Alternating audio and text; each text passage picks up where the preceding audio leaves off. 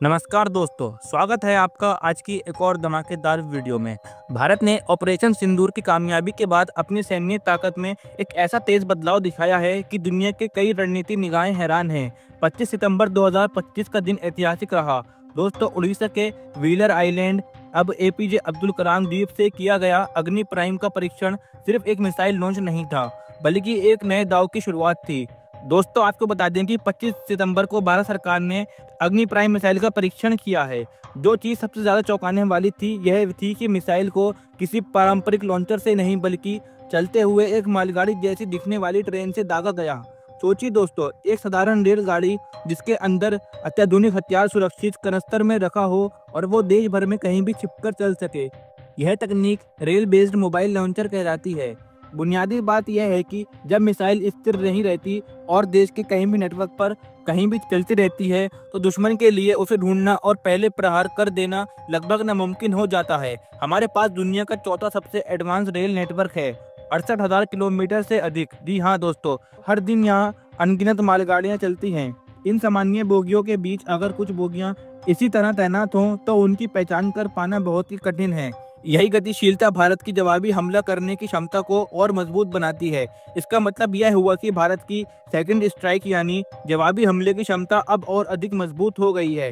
अगर कोई भी देश पहले चोट मारकर भारत की मिसाइल ताकत को नष्ट करने की कोशिश करता है, तो रेल लॉन्चर की वजह से भारत के पास तत्काल और सटीक जवाब देने के विकल्प मौजूद रहेंगे। यही सोच विरोधी देशों के दिमाग में अनिश्चितता पैदा करती है और यही न्यूक्लियर डिटरेंस का असली मकसद है। एक अनजान जगह से आने वाला अचानक और निर्णायक जवाब हमला किसी भी हमलावर को सोचने को मजबूर कर देगा, क्योंकि यह गठजोड़ अब गेम चेंजर बन गया है। पहले से मौजूद मिसाइल प्रणालियां स्थिर प्लेटफॉर्म पर निर्भर थीं, लॉन्च पैड, ट्रांसपोर्टर ट्रक या पक्का बेस। इन ठिकानों को पता लगाना बहुत आसान होता है और युद्ध शुरुआत होते ही विरोधी इन्हें निशाना बनाते हैं।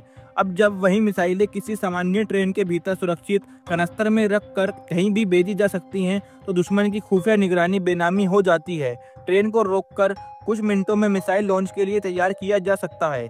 जवाबी हमला लगभग तत्काल हो सकता है और यही इस तकनीक की ताकत है। ऐसा करना आसान नहीं था, इसी वजह से इतिहास में बहुत सारे शक्तिशाली देशों ने इस बारे में सोचा, पर लागत और रख रखाव बड़ी चुनौतियां बनी।